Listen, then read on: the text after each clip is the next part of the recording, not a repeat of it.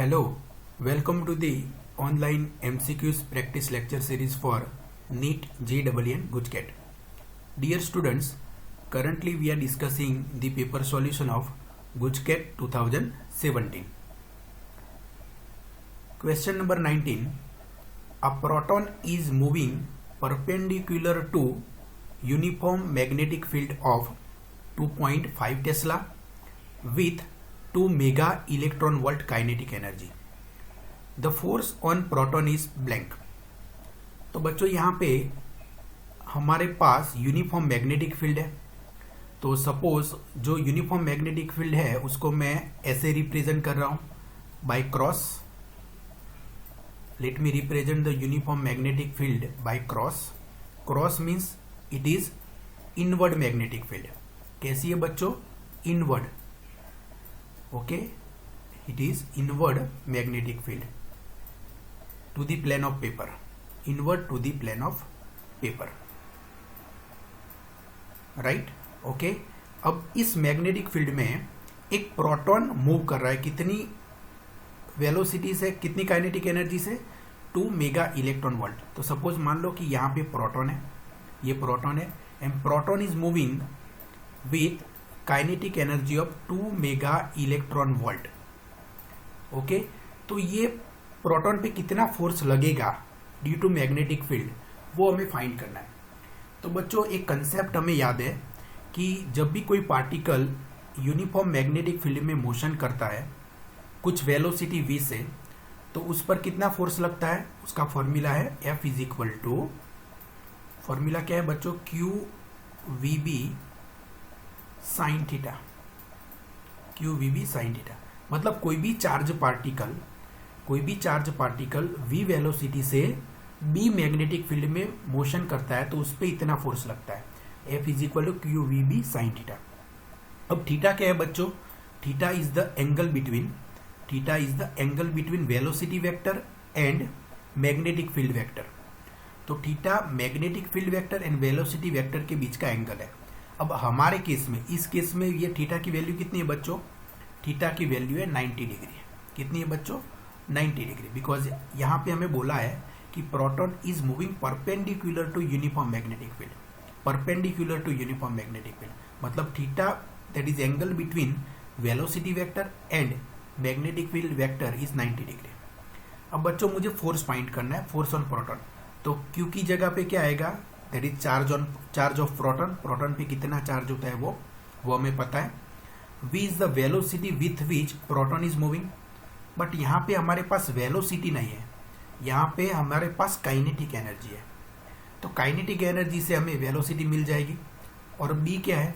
b that is the magnetic field intensity, that is the 2.5 Tesla. तो यहाँ पे हमारा पहला टास्क है वेलोसिटी फाइंड करना है. तो काइनेटिक एनर्जी से हमें पहले वेलोसिटी फाइंड करनी है.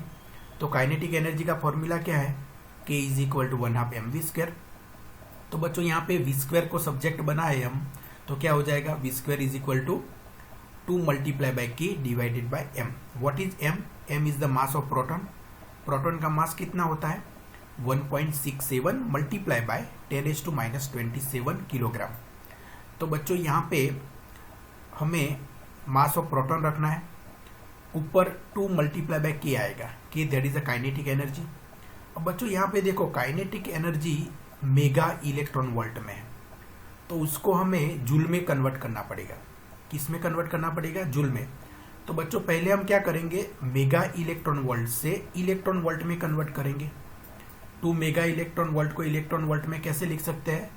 2 मल्टीप्लाई बाय 10⁶. 10⁶ इलेक्ट्रॉन वोल्ट हो गया. ओके, मेगा इलेक्ट्रॉन वोल्ट को इलेक्ट्रॉन वोल्ट में रिप्रेजेंट किया. अब इलेक्ट्रॉन वोल्ट को जूल में कन्वर्ट करना है. तो अगर आपको इलेक्ट्रॉन वोल्ट को जूल में कन्वर्ट करना है तो इसको आपको मल्टीप्लाई करना पड़ेगा 1.6 मल्टीप्लाई बाय 10⁻⁹ जूल से. किससे मल्टीप्लाई करना पड़ेगा बच्चों? 1.6 मल्टीप्लाई बाय 10⁻⁹ से मल्टीप्लाई करना पड़ेगा. Because 1 electron volt is equal to 1.6 multiply by 10⁻⁹ joule. 1 electron volt is equal to 1.6 multiply by 10⁻⁹ joule. तो बच्चों इसको हम थोड़ा सिंप्लीफाई करेंगे, इसका सॉल्यूशन निकालेंगे तो हमें मिलेगा 3.2 मल्टीप्लाई बाय 10⁻13। तो के की जगह पे हम लिखेंगे 3.2 मल्टीप्लाई बाय 10⁻13 जूल। अब बच्चे इसको सॉल्व करेंगे तो हमें वी की वैल्यू मिलेगी 1.957 मल्टीप्लाई बाय 10⁻7 आएगा बच्चों, नॉट -1, सॉरी यहाँ पे मिस्टेक है, यहाँ पे 10⁻7 आएगा, 10⁻7 मीटर पर सेकंड। अब बच्चों वेलोसिटी भी मिल गई, अब सब वैल्यू हमारे पास है तो फोर्स निकल आएगा। तो क्यू की जगह पे क्या आएगा, चार्ज ऑन प्रोटॉन, प्रोटॉन का चार्ज कितना होता है 1.6 multiply bye 10⁻19 multiply by velocity है 1.957 मल्टीप्लाई बाय 10⁻7 एंड बी कितना है 2.5 tesla, that is 2.5 and sine 90 की वैल्यू कितनी होती है बच्चों 1, साइन 90 इज इक्वल टू 1। तो ये सब वैल्यू रख के हम इसका सॉल्यूशन निकालेंगे तो हमें फोर्स मिलेगा 7.8 multiply by 10⁻12 Newton. Okay, so this the exact value of the force. बच्चों यहाँ पे जो ऑप्शन हमें दिए गए उसमें एग्जैक्ट वैल्यू नहीं है, तो उसकी नियरर वैल्यू जो होती है वो ऑप्शन हम सिलेक्ट करेंगे। तो 7.8 मल्टीप्लाई बाय 10⁻12 न्यूटन का नियरेस्ट ऑप्शन कौन सा है, तो नियरेस्ट ऑप्शन है option A.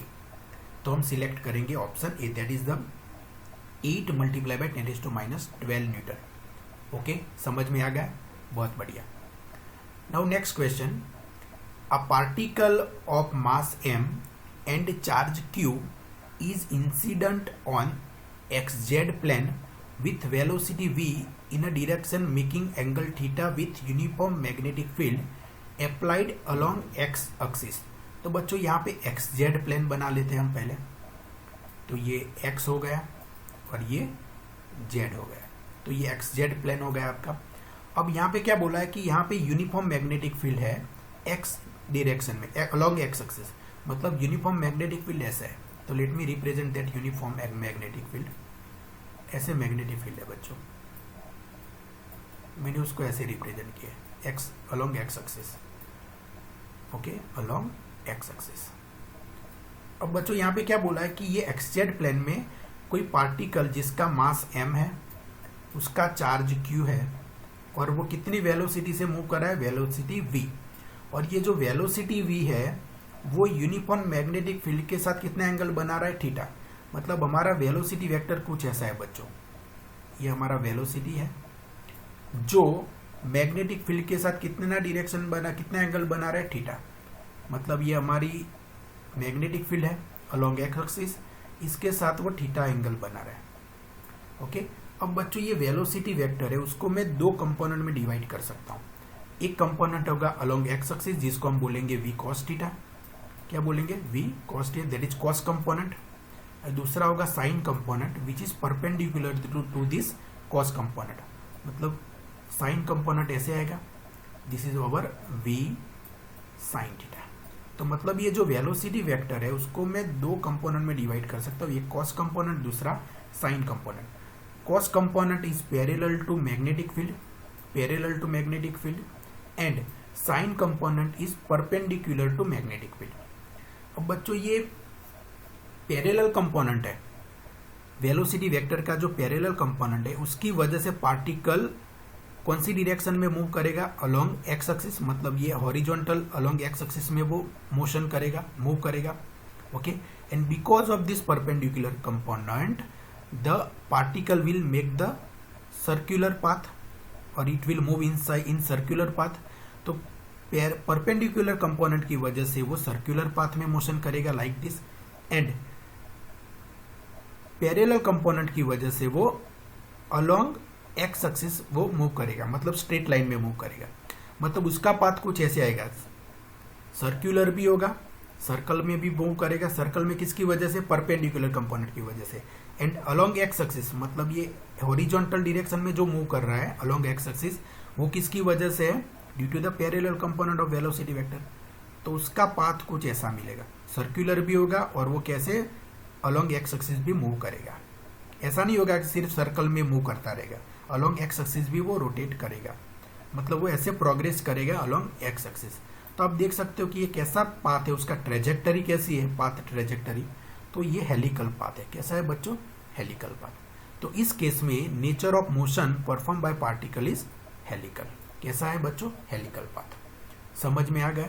So the trajectory of the motion of charge particle is helical path. Okay, फिर से परपेंडिकुलर कंपोनेंट की वजह से वो सर्कुलर पाथ में मोशन करेगा, and due to the parallel component of this velocity vector with magnetic field वो along x axis move करेगा, मतलब हॉरिजॉन्टल डायरेक्शन में। ओके, और in the direction of magnetic field, ऐसा भी बोल सकते हो। Because of the parallel component this particle moves in the direction of magnetic field, तो ये हेलिकल बनाएगा। Okay, now question number 21, the dimension of B square divided by 2 mu naught where B is the magnetic field and mu naught is the magnetic permeability of vacuum. तो बच्चों यहाँ पे B square divided by 2 mu naught है, वो कुछ नहीं है, it is the energy density in magnetic field. B square divided by 2 mu naught, that is the energy density in magnetic field. Magnetic field में वो एनर्जी डेंसिटी है। अब energy density क्या होती है? Energy divided by volume. तो अगर हमें इसका डायमेंशनल फॉर्मूला फाइंड करना है तो सिर्फ एनर्जी एंड वॉल्यूम का डायमेंशनल फॉर्मूला हमें पता होना चाहिए। तो बच्चों वॉल्यूम का तो हमें पता है, वॉल्यूम का क्या होगा बच्चों? L cube L⁻3, very simple. अब एनर्जी का हमें डायमेंशनल फॉर्मूला निकालना पड़ेगा। तो बच्चों अगर मैं आइंस्टाइन का रिलेशन यूज करूँ एनर्जी वाला, energy mass relation, that is E is equal to mc²। तो बच्चों इससे इजीली हमें एनर्जी का डायमेंशनल फॉर्मूला मिल जाएगा। अब m का क्या होता है बच्चों? m1। ओके, c² मतलब क्या? वेलोसिटी का स्पीड का स्क्वायर। वो c क्या है? Speed of light. तो c मतलब स्पीड, तो स्पीड का क्या होता है? l t। Okay, l divided by t होता है। c क्या होता है? Distance divided by time, that is speed is equal to distance divided by time. But यहाँ पे स्क्वायर है तो मतलब ये L² हो जाएगा, और ये t ऊपर आएगा तो t⁻² हो जाएगा। तो एनर्जी का डायमेंशनल फॉर्मूला हो जाएगा m1 L2 t⁻²। ये c का पता चल गया, c मतलब स्पीड। स्पीड क्या होती है? L divided by t। Okay, तो इसके हिसाब से, और ये स्क्वायर है तो L² डिवाइडेड बाय t² होता है। t को ऊपर ले लिया तो t⁻² हो गया। अब एनर्जी का हो गया, वॉल्यूम का पता है, तो सिर्फ यहाँ पे रख के थोड़ा सॉल्व कर दो। तो एनर्जी का होगा mL2 t⁻² divide by L⁻3। तो इसको हम सॉल्व करेंगे तो हमें आंसर मिलेगा mL-1 t⁻²। ओके, समझ में आ गया? सो कौन सा ऑप्शन सही है? mL-1 t⁻²। So option is the correct answer. Okay, now next question, question number 22, mu naught is permeability of vacuum and chi m is susceptibility, then permeability of material is। तो बच्चों यहाँ पे mu naught है और chi m है। What is chi m? Susceptibility. तो mu naught और chi m and mu के बीच का रिलेशन क्या है? अब म्यू को बोलेंगे परमेबिलिटी ऑफ मटेरियल। तो कौन सा रिलेशन होता है बच्चों? Mu is equal to mu naught 1 plus chi m। ओके, पता चल गया। So correct option is D. Now next, for the astronomical telescope, the focal length of objective lens is f0 and focal length of eyepiece is fe, then tube length of the telescope is। तो बच्चों हमें पता होता है कि tube length क्या होती है। So basically tube length is nothing but distance between objective lens and eyepiece in astronomical telescope. So tube length is the distance between objective and eyepiece of the astronomical telescope. तो बच्चों यहाँ पे देखो, ये दोनों के बीच का डिस्टेंस जो होता है उसको हम बेसिकली ट्यूब लेंथ बोलते हैं इन एस्ट्रोनॉमिकल टेलीस्कोप। अब ये जो डिस्टेंस है, ट्यूब लेंथ को हम डिनोट करते हैं कैपिटल L से। तो इसको मैं ऐसे लिख सकता हूँ, L is equal to V1 plus U1 U2 लिख सकता हूँ। V1 प्लस U2 लिख सकता हूँ। मेरे हिसाब से मैं आपको बता रहा हूँ। L is equal to V1 plus U2 लिख सकता हूँ। V1 मतलब क्या बच्चों? V1 मतलब image distance of this objective lens. अब ऑब्जेक्टिव लेंस की वजह से इमेज कहाँ पे बन रही है? ये आपकी इमेज है। तो इतना जो डिस्टेंस है उसको हम बोलेंगे V1। क्या बोलेंगे बच्चों? V1। उसको क्या बोलेंगे? V1। Okay, and what is U2? U2 is the object distance for this eyepiece. अब ये जो इमेज बनी है that will be the object for the eyepiece. Objective की वजह से जो इमेज बनी है that will be the object for the eyepiece. मतलब ये डिस्टेंस जो है उसको हम बोलेंगे U2 बोलेंगे। क्या बोलेंगे? U2, और E भी बोल सकते हो आप, कोई बात नहीं, U2 बोलेंगे। तो टोटल डिस्टेंस कितना हुआ ऑब्जेक्टिव एंड आई पीस के बीच में? V1 plus U2। तो इसके हिसाब से मैं ऐसा लिख सकता हूँ L is equal to V1 plus U2, because L क्या है? Tube length, that is the distance between objective and eyepiece. Okay, एक और रिलेशन है ट्यूब लेंथ का in terms of F0 and Fe, that is L is equal to F0 plus Fe, F0 plus Fe। Okay, तो बच्चों एक चीज याद रखो, यहाँ पे देखो, आप ऑब्जर्व करेंगे तो V1 is nothing but that is equal to FO। V1 is equal to FO, आप देख सकते हो यहाँ पे फिगर में। तो V1 is equal to FO है, कोई प्रॉब्लम नहीं। तो V1 की जगह पे मैं FO लिख सकता हूँ, that is the focal length of objective. अब बच्चों यहाँ पे देखो, U2 पे अगर मैं फोकस करूँ तो U2 is not exactly equal to FA। FE यहाँ तक है, that is the focal length of eyepiece. तो आप देख सकते हो कि focal length of eyepiece यहाँ तक है, और U2 Fe से कम है। U2 is less than Fe, U2 is less than Fe। तो U2 की वैल्यू Fe के बराबर नहीं है, U2 is less than Fe। अगर U2 Fe से कम है, U2 Fe से कम है, तो यहाँ पे जो मैं अगर Fe लिखूँ तो ओवरऑल ये जो लेंथ है वो कम हो जाएगी। मतलब ट्यूबलेंथ से FO प्लस Fe कम होगा, ट्यूबलेंथ से FO प्लस Fe कम होगा। ट्यूबलेंथ क्या है? V1 plus U2। मतलब V1 प्लस U2 की वैल्यू जो है, V1 प्लस U2 की वैल्यू जो है वो FO प्लस Fe की वैल्यू से कम होगी। क्यों? Because V1 is equal to FO है, लेकिन U2 की वैल्यू Fe से कम है। तो V1 plus U2 less than FO plus Fe। What is FO plus Fe? That is the L। मतलब L की वैल्यू क्या हो जाएगी बच्चों? L is less than, sorry, V1 plus U2 क्या है? L। तो V1 प्लस U2 की जगह पे अगर मैं L लिखूं तो L less than FO plus Fe। So probable answer would be C, that is L less than FO plus Fe। Okay, समझ में आ गया? ओके, बहुत ही बढ़िया। सो बच्चों, let's stop here for today. I hope कि आपको जितने भी क्वेश्चन आज डिस्कस किए समझ में आ गया होगा। We will discuss other question of this GUJCAT 2017 in our next video lecture. Thank you very much.